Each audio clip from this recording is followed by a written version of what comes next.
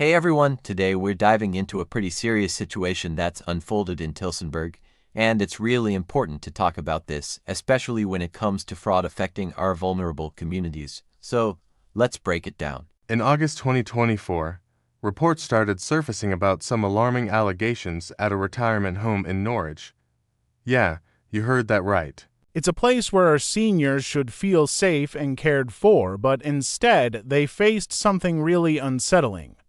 Fraud can take many forms, but in this context, it's especially heartbreaking because it targets those who are already vulnerable. So, what exactly is fraud? Well, it's basically deception for personal gain.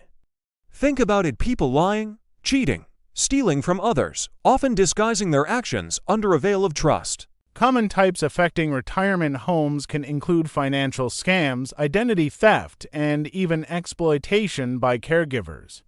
It's just devastating to think that the very people who are supposed to be helping are the ones harming. Now, back to Tillsonburg. The allegations have rocked the community, and the investigations are ongoing.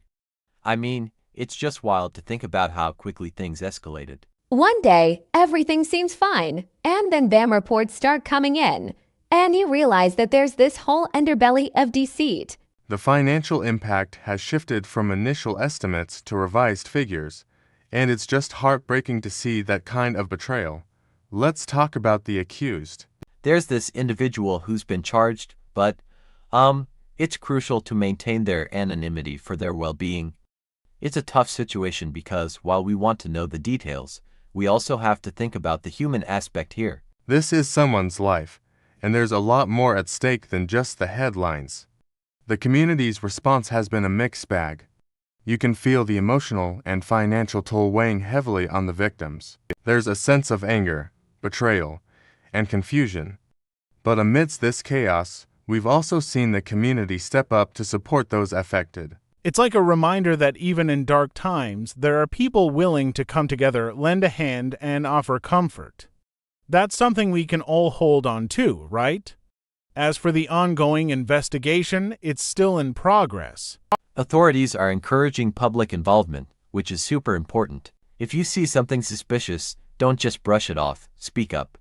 It's crucial to keep our eyes open and protect one another, especially those who might not be able to advocate for themselves. So, as we wrap this up, I really want us to reflect on the bigger picture here. It's a call to action for all of us. We need to be aware and vigilant against fraud. It's not just about protecting ourselves, but also about supporting those who've been hurt by these crimes. If you've got a story to share, or if you want to discuss how we can all work together to combat this, drop a comment below. I'd love to hear from you.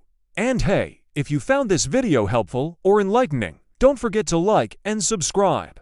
We need to keep this conversation going and spread awareness. At the end of the day, even in tough times like these, we can find small glimmers of hope.